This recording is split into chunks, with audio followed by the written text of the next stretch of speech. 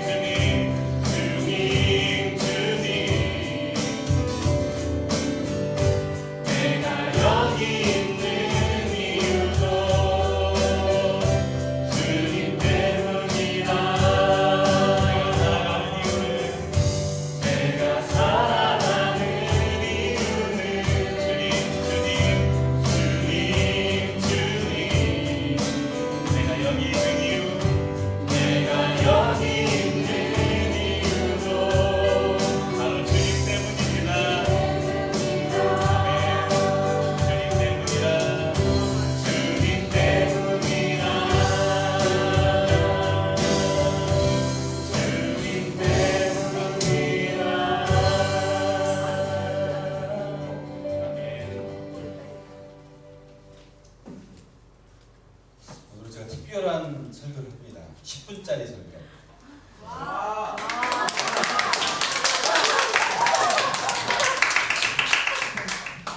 저는 주님께서 주신 은사 중에 하나가 뭐든지 짧게 하는 거예요.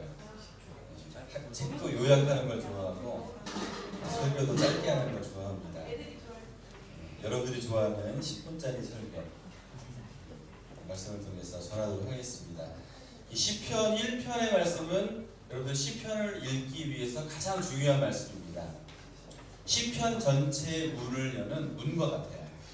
시편을 우리가 어떻게 이해하고 받아들이냐에 따라서 시편의 전체적인 말씀을 여러분들이 잘 이해할 수 있습니다.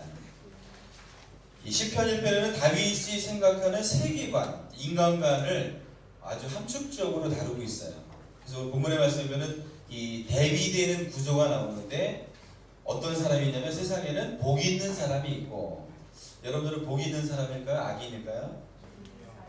복 있는 사람이죠. 세상에는 복 있는 사람이 있고 또 하나님을 대적하고 하나님의 말씀대로 살아가지 않은, 이 다윗이 바라보는 기준으로 보면 그 사람들은 악에 속한 자라고 이야기를 합니다. 오늘 이렇게 예배 자리에 나온 여러분들은 주님께서 여러분들을 부르시고 택하시고 하나님의 백성 삼으셔서 여러분들을 축복된 사람으로 인정해 주신 줄 믿습니다. 그래서 오늘 우리가 본문의 말씀을 통해서 기억해야 될 이 두 가지의 핵심 내용, 악인들의 삶은 어떤 삶이며 또 우리 복된 사람들이 살아가야 될 삶의 방향성이 무엇인가를 여러분들이 생각하고 기억만 하면 오늘 설교를 여러분들이 100점 맞히시는 거예요. 첫 번째, 다윗은 세 가지의 부정으로 시작을 합니다. 오늘 본문의 말씀을 제가 다시 한번 읽겠습니다. 복 있는 사람은 악인들의 꾀를 따르지 아니하며 죄인들의 길에 서지 아니하며 오만한 자들의 자리에 앉지 아니하고, 즉 악한 사람들이 걸어가는 세 가지의 부정하는 행동, 하지 말아야 될 행동, 악인들은 그렇게 걸어가지만 복 있는 사람은 걸어가지 말아야 될 인생의 분명한 방향점을 우리에게 제시하고 있습니다. 첫 번째는 악한 생각을 멀리 해야 된다는 거예요. 왜 악한 생각을 멀리 해야 됩니까? 악한 이야기를 자꾸 들으면 악한 영향을 받게 돼요. 저희 아이들을 지금은 많이 자랐지만 저희 아이들을 어린이집에 보내고 또 학교에 보내고 그럴 때 부모님들이 가장 많이 하는 말 중에 어떤 말을 하냐면 좋은 누구를 사겨라? 친구를 사겨라. 예. 금묵자흑, 근적자흑이라고 그러죠. 갑자기 왜 검은 것을 가까이 하면 검게 돼요. 붉은 것을 가까이 하면 붉게 됩니다. 친구가 누구냐에 따라서 또 주위에 어떤 언어를 이야기하느냐에 따라서 그 사람의 생각과 마음과 사고가 형성이 되기 때문에 부모님들이 항상 그렇게 말씀하셨을 거예요. 좋은 친구 사귀어라. 그렇게 이야기를 하셨을 겁니다. 근데 아이들을 막상 보내고 나면 뭐부터 배워요? 여러분들은 한번 바로 나오네요. 아이들을 보내고 나니까 새로운 단어들, 예, 집에서나 교회에서나 전혀 사용하지 않던 새로운 단어들을 배워서 와요. 그것을 욕이라고 합니다. 여러분들 전혀 모르시죠? 예. 욕을 배워요. 막 욕을 하다 보면은 선한, 저희 승준이가 되게 착하거든요. 욕을 안 해요. 근데 애가 학교만 갔다 오면은 갑자기 흥분해가지고 올 때가 있어요. 예. 평소에 아이의 모습이 아닌데. 근데 그렇게 막 학교에서 그렇게 욕을 듣고, 학교에 아이들 욕 많이 하죠?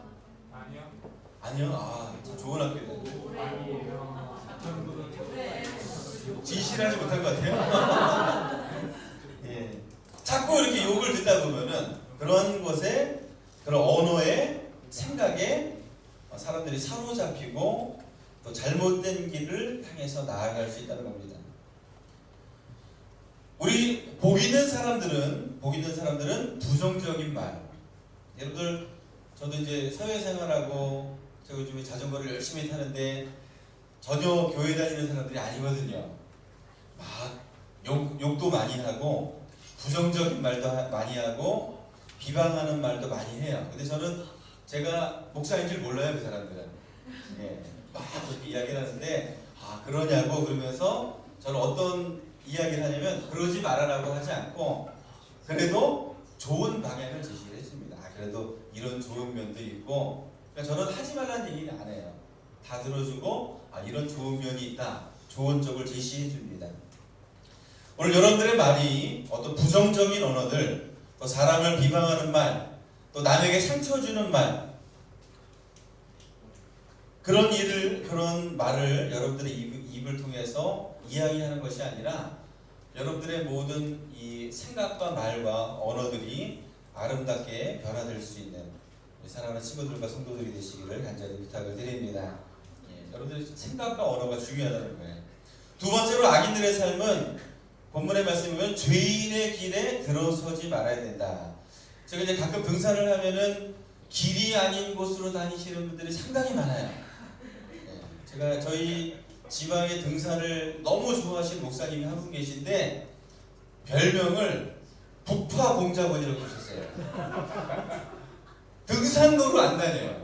등산로로 안 다니고 그냥 등산로가 아닌 곳으로 다녔는데 제가 한 번 따라갔다가 도가니가 좀 아파서 다음에는 저 부르지 말라고.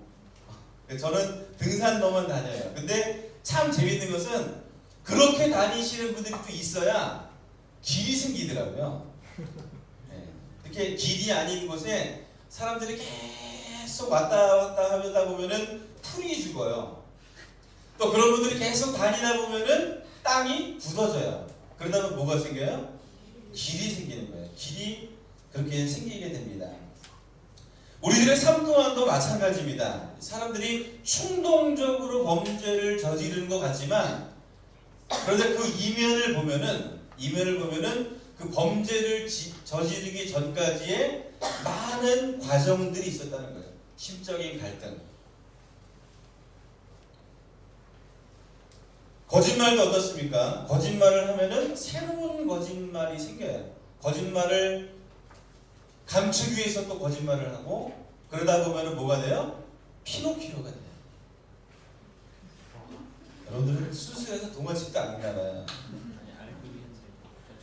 우리가 가지고 있는 어떤 음란한 생각들, 또 거짓된 생각들, 또 남을 깎아내리고 비방하는 그런 것들이 내 안에 계속 반복되다 보면은 우리가 그런 행동을 하게 된다는 겁니다. 여러분들의 삶을 한번 좀 돌아볼 수 있게 되기를 바랍니다. 내 안에 잘못된 것들이 반복되는 것이 무엇인가? 그런 것이 하나님 보시기에 악한 삶의 모습이라는 겁니다. 그래서 데살로니가서 5장 22절에 보면 악은 어떤 모양이라도 버리라. 우리 자신을 점검하고 내 안에 잘못된 습관들을 여러분들 점검할 필요가 있어요. 이것은 여러분들 부모님이나 또 교회 목사님이나 다른 사람들이 보기에도 좋지 않은 것이지만 하나님이 보시기에도 아름답지 못합니다. 세 번째로는 오만한 자의 자리에 앉지 않는다고 말씀하고 있습니다. 오만한 사람은 어떻습니까? 남의 이야기를 들을까요? 안 들을까요? 안 들어요. 오만한 사람은. 겸손한 사람은 남의 이야기에 귀를 기울입니다. 오만하다는 것은 물론 사람의 이야기도 듣지 않지만 누구의 이야기도 안 들을까요? 하나님께서 아무리 그 심령에 두드리시고 말씀하셔도 꿈쩍하지 않는다는 거예요. 오만한 사람들의 인생은 하나님이 계시지 않는 것처럼 살아갑니다. 내 소유, 내 만족, 내 욕망과 지위와 명예와 건강을 쫓아 살아갑니다. 여러분들의 삶 속에 하나님께서 여러분들의 인생에 개입하고자 하시는데 여러분들의 마음이 닫혀져서 오만한 자가 되어서 세상을 살지 않는 사랑하는 친구들과 성도들이 되시길 간절히 부탁을 드립니다.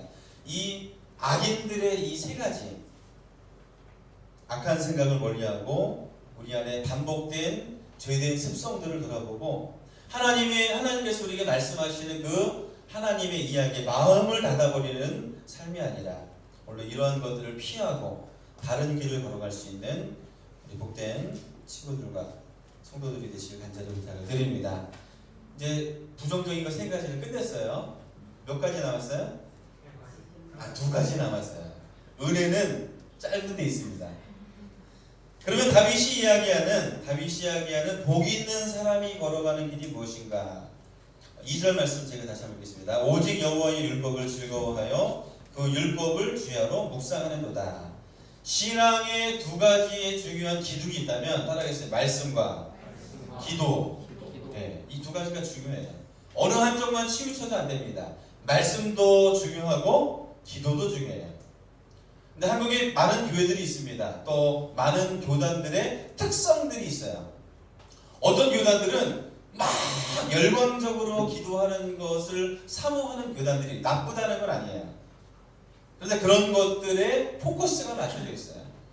또 어떤 이 교단들은 하나님의 말씀을 잘 연구하고 묵상하는데 포커스가 맞춰져 있는 교회들이 있습니다. 그런데 잘 보면 포커스가 거기에 맞춰져 있는 거지 전체적인 것은 말씀과 기도가 함께하고 있어요. 이 사람마다 장점들이 다 틀리잖아요. 그렇죠? 다 똑같은 사람이 없습니다. 그러니까 내가 기도하는 일에 열정적인 마음을 가진 사람들은 그런 교단에 나아가고 또 말씀과 묵상을 사모하는 사람들은 또 그런 교회에 나가게 됩니다. 다윗이 이야기하는 첫 번째 우리 복 있는 사람 성도들이 해야 될 첫 번째 삶은 여호와의 율법을 즐거워하여 그 율법을 주야로 묵상하는도다. 여러분들 하나님의 말씀을 사랑하십니까? 반응이 없으시네요. 하나님의 말씀을 사랑하십니까? 하나님의 말씀을 여러분들이 즐거움으로 받을 수 있게 되기를 간절히 부탁을 드립니다. 이 말씀을 묵상한다는 것은 단순히 말씀을 읽는 것에 머무는 것이 아니에요. 읽지도 않죠, 그렇죠? 솔직하게 읽어요, 안 읽어요? 요즘은 핸드폰 시대이기 때문에 예배 시간에 성경 산송 안 가지고 다니는 사람들도 많아요. 어른들도 큰 교회들도 요즘에는 핸드폰 가지고 다 합니다. 근데 여러분들 핸드폰 안에 부탁드리기는 성경 프로그램 하나 정도는 깔아놓고 여러분들이 이런 IT 시대에 하나님의 말씀을 묵상할 수 있는 우리 청소년들 또 성도님들이 될 수 있게 되길 간절히 부탁을 드립니다. 이제는 성경책 무거워서 못 가지고 다니잖아요. 근데 어플 하나 더 설치한다고 핸드폰이 무거워지진 않아요. 메모리는 좀 줄어들어도.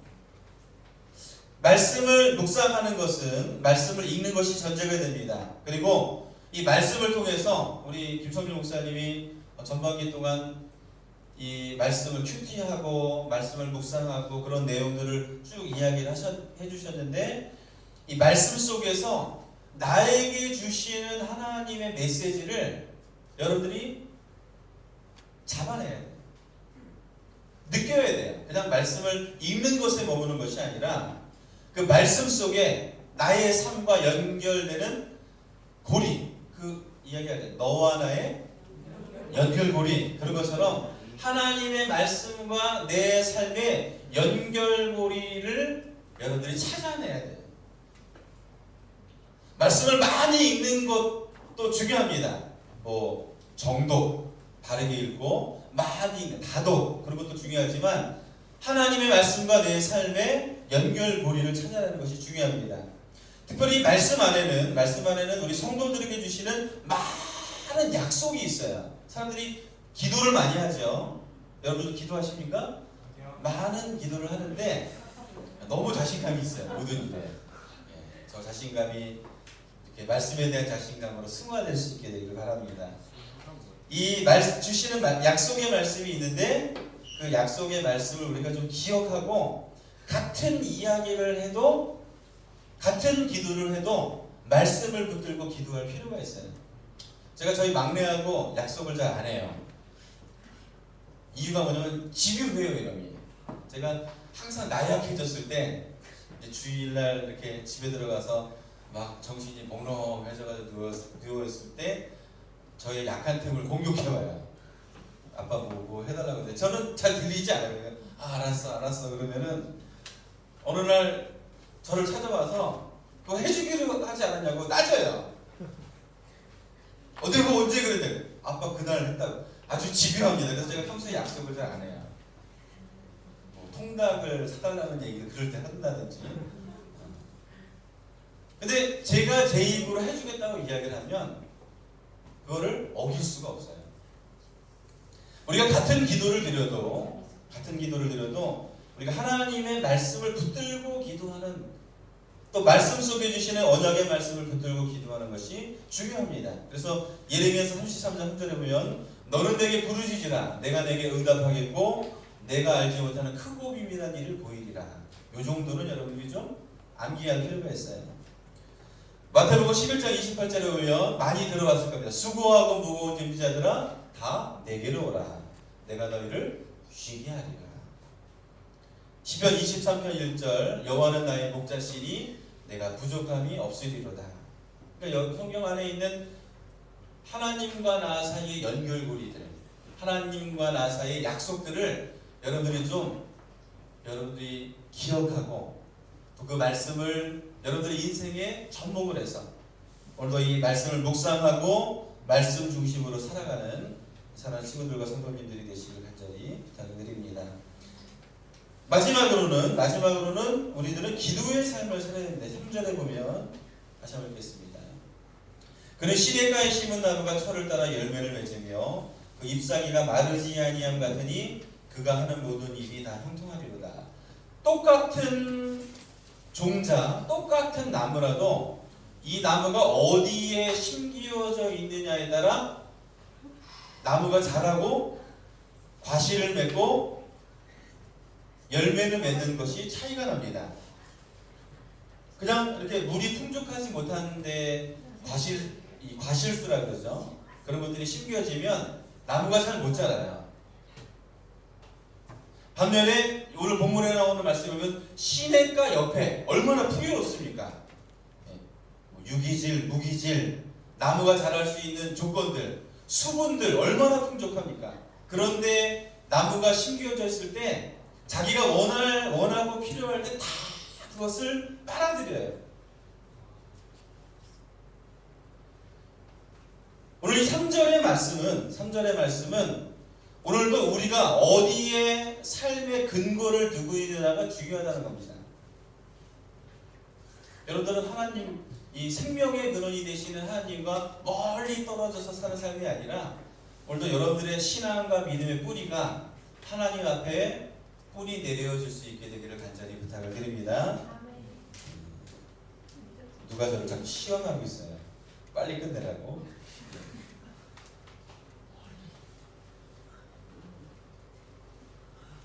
믿음의 뿌리를 내리고 참된 신앙은 언제 우리에게 드러나냐면 저렇게 저를 시험할 때 제가 욕을 하면은 안 되죠. 그렇죠?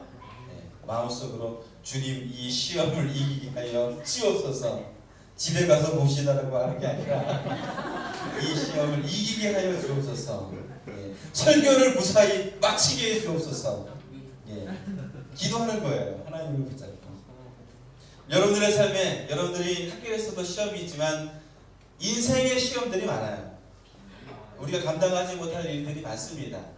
그런데 그 문제를 가지고 오늘도 하나님과 우리 신앙의 열정을 하나님과 다 씨름하고 다윗은 시편을 읽어보면 모든 일이 하나님께 기도했어요. 하나님 앞에 뿌리 내린 인생을 살았습니다. 우리 사랑하는 친구들이 신앙과 믿음의 삶을 살아가면서 하나님께 뿌리 내리고 하나님의 도우심을 힘입는 우리 사랑하는 친구들과 성도님이 되시기를 간절히 부탁드립니다. 기도. 주가 보이신 생명의 길